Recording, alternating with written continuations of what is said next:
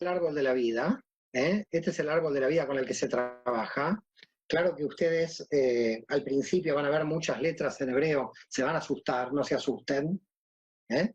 Pero lo importante son las dimensiones.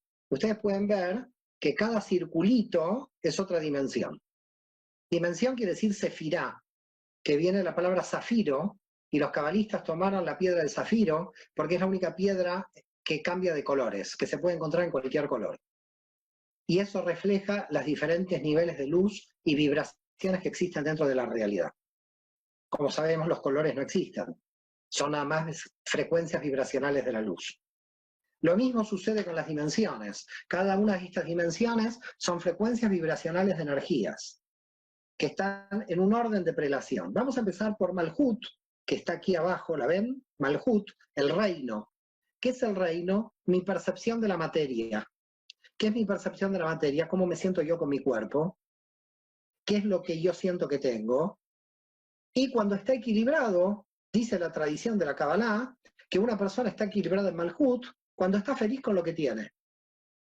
Si una persona tiene 4 castillos, 5 autos y está infeliz con lo que tiene, está desequilibrada en esta dimensión. Si una persona tiene un burrito en la India y está feliz, está equilibrada en esta dimensión.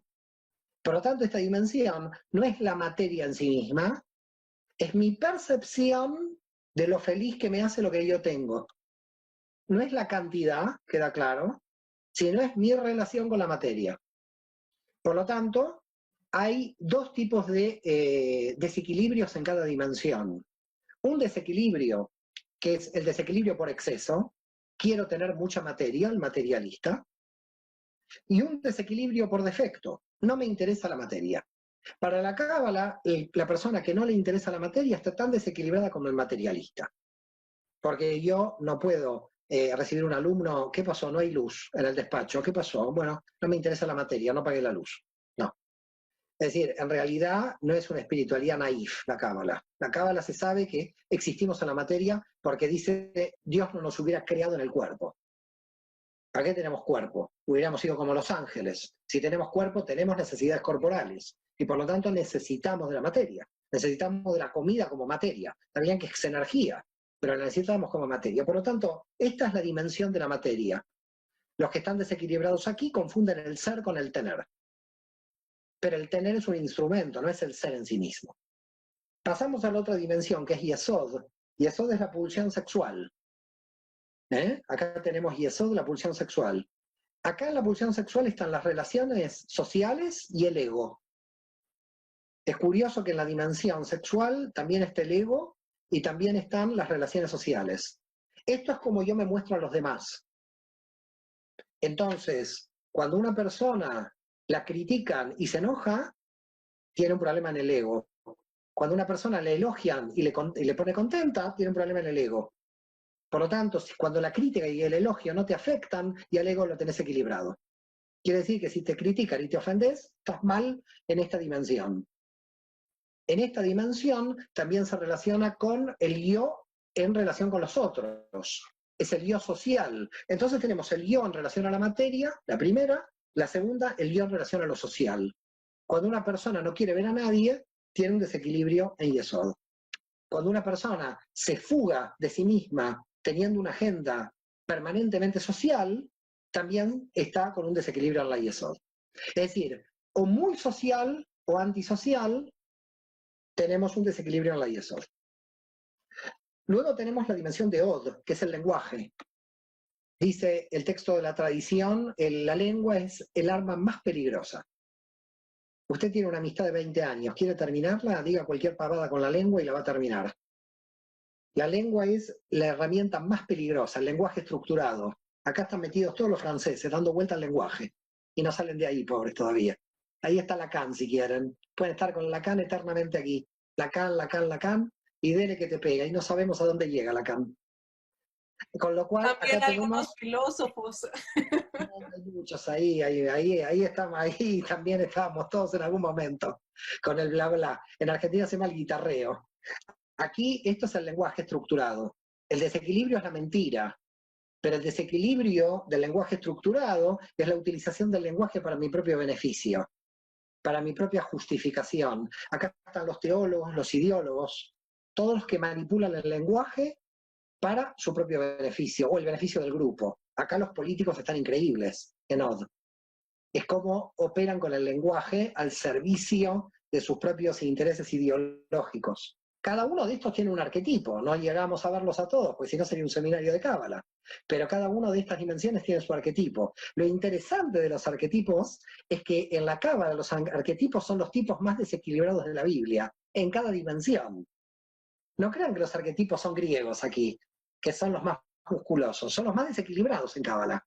Es decir, por ejemplo, el arquetipo de la materia es el rey David, que lo único que quería era materia, más mujeres, más castillos, más todo. Estaba desequilibrado en la materia el rey David. El desequilibrado en la parte sexual, en la Yesod, era José, por el ego. Porque el tipo va a los hermanos y le dice, mira lo que me dieron mis hermanos. Era el ego que lo llevó a enfrentarse a los hermanos, ¿no? En Od está Aarón, está el hermano de Moisés, el que sabía utilizar la palabra. Moisés era tartamudo. Fíjense lo que hace Aarón con Miriam, la hermana, murmuran contra la mujer de Moisés. Por lo tanto, la utilización desequilibrada del lenguaje. Mira, tenemos 3 dimensiones, ¿ya? Y la cuarta dimensión, que es Netzach, es lo que se llama el lenguaje emocional, o el lenguaje musical, o el artístico. Los artistas están en Netzach. Alguien que pinta, alguien que hace una escultura, toca música, o le gusta la música eventualmente, toda la parte del lenguaje es Netzach, del lenguaje emocional, lo llamamos, que por supuesto es mucho más alto que el lenguaje conceptual, porque el conceptual está mucho más limitado. Estas 4 dimensiones de abajo del árbol de la vida las llamamos dimensiones de revelación. Por aquí vemos a la persona. Si yo los veo a ustedes, los voy a ver por cualquiera de estas 4. Las otras 6 que tengo arriba del árbol de la vida pertenecen a mi interioridad. Lo que no puedo ver directamente, sino lo veo indirectamente a través de estas 4 dimensiones. Estas 6 dimensiones superiores del árbol de la vida se dividen en 2 tríadas. La primera tríada, la tríada intermedia, se llama la tríada emocional, que son nuestros sentimientos, pero en la Cábala no existe la palabra sentimientos. Los cabalistas dicen que el corazón no siente, piensa. Para los cabalistas, las emociones son pensamientos del corazón. Oigan bien lo que dicen los cabalistas. Entonces tenemos para las cábalas 3 tipos de pensamiento. Pensamiento cerebral en la primera tríada, pensamiento del corazón o pensamiento emocional en la segunda tríada, y pensamiento gastrointestinal en la tercera tríada. Porque los cabalistas hablan de 3 cerebros. Del cerebro mental, del cerebro emocional y del cerebro gastrointestinal. Es decir, que para los cabalistas el corazón piensa, y no son sentimientos contra pensamientos, son pensamientos emocionales contra pensamientos mentales. Pero en ambos casos son pensamientos. Gesed, Geburá y Tiferet. ¿Qué pasa en la tríada emocional intermedia? Aquí en Gesed tenemos el dar a los demás, pero el darme a mí mismo. Dice el mandamiento, amarás a tu prójimo como a ti mismo. ¿Qué hace la gente? O se ama más a ella o ama más a los demás. Eso sería un desequilibrio en Gesed. Gesed es el dar a los demás, pero el dar sin límite lleva al desequilibrio de la persona. Por lo tanto, hay que aprender a ponerse límites. ¿Y dónde están los límites? En Geburá. Por lo tanto, ¿quién es fuerte? El que le pone límites a los demás y el que se pone límites a sí mismo. Ese sería el fuerte en Geburá. Ese nos cuesta a los acuarianos porque no tenemos nada de Geburá. Nos cuesta poner límites. Con lo cual, Geburá es cómo yo puedo poner límites y saber decir que no. Hay gente que arruina su vida diciendo que sí a todo el mundo. Tenemos que practicar el saber decir que no. No quiero, no, porque la gente confunde decir que no con falta de amor. No le digo que no porque lo quiero. ¿Qué tontería es esta? Mucha gente viene a la consulta y dice, ¿cómo puede ser? Se fue, me abandonó. Pero yo le decía todo que sí. Claro, por eso te abandonó. Porque tenías que decir que no. En un momento se dice que no. Geburá, el límite. El universo tiene límite, el vaso tiene límite, la mesa tiene límite. Yo no tengo límite. Lo que pasa es que la gente a veces que da mucho es soberbia en lo oculto. Porque a veces el dar demasiado es parte del ego, para que lo feliciten a uno de cuánto da. Así que cuidado con los que dan mucho, porque no es misericordia a veces, es ego. Lo digo por las dudas, para que lo tengan en cuenta. Y luego Tiferet, que es el amor, ¿eh? Que es el amor a uno mismo, el nivel de autoestima. El problema es que el nivel de autoestima para la cábala está condicionado por la Binah, que es la madre. Si tu mamá te dijo no vas a llegar a nada, tenés que un trabajo doble en tu vida. Porque te está proyectando su frustración. Por lo tanto, ahora le vas a decir a mamá, ¿sabes, mamá? Yo sí voy a llegar a algo. Y le estás contestando a la Binah, a la madre. ¿Qué es la Binah y la Jochma? La Binah es la inteligencia racional que te da seguridad, que es lo que hemos hablado, y la Jochma es el conocimiento intuitivo. Maimónides lo llamaba, para Joseph Seguí se lo doy como regalo, metarracional. ¿Qué es el metarracional? Uy, pensaba en mi primo, apareció mi primo. ¿Cómo apareció mi primo? Porque pensabas en tu primo. Tu pensamiento lo pensaba antes.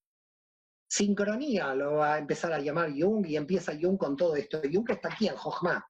Freud está en Binah. Por eso se pelean, no se entienden. ¿Qué dice el Zohar? Lo femenino y lo masculino siempre tienen que estar copulando. Cuando el Zohar dice eso, ¿qué está diciendo? Que la mente racional y la mente intuitiva siempre tienen que estar juntas.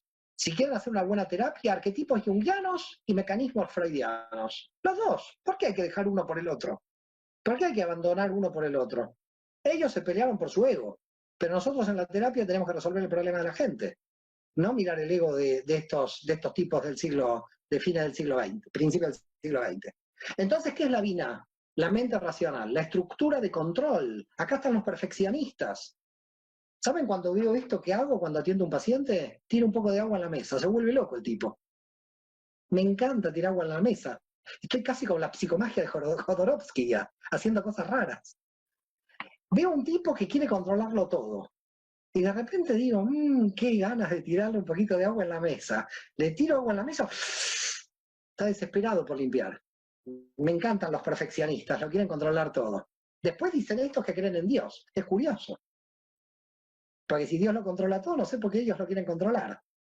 Así que hay una contradicción. Cuando ustedes vean a alguien que es muy perfeccionista, que lo quiere controlar todo, y que usted es creyente, sí, y usted cree que Dios controla todo, sí, ¿y usted qué controla?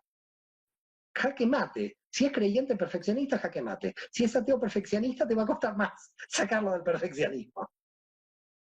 Porque el tipo se cree Dios.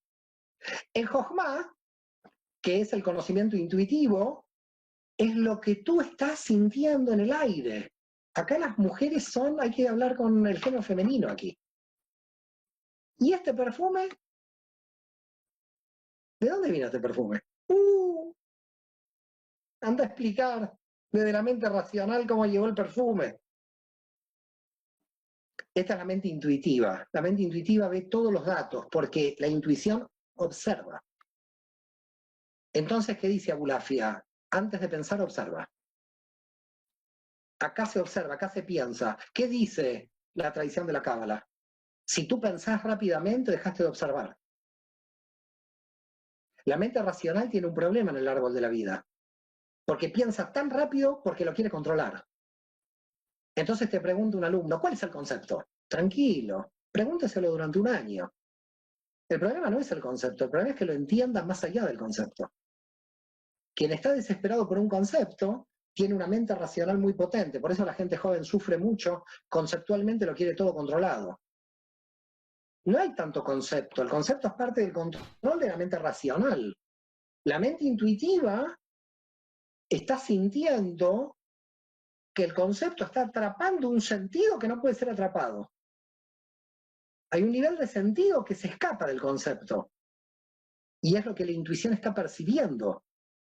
Cuando la persona está hablando, no está hablando desde lo conceptual, está hablando desde lo simbólico que se oculta detrás de lo conceptual. Está utilizando mis mismas palabras, pero con un componente simbólico, con una cosmovisión que le pertenece a ese sujeto, no a mí. Yo no me puedo creer nada conceptualmente de lo que me dice el sujeto, porque lo que me estoy creyendo son mis conceptos como están estructurados en mi mente racional. Hay una carga arquetípica en el concepto que proviene de lo simbólico que se encuentra en el invisible de Jochma, en lo intuitivo.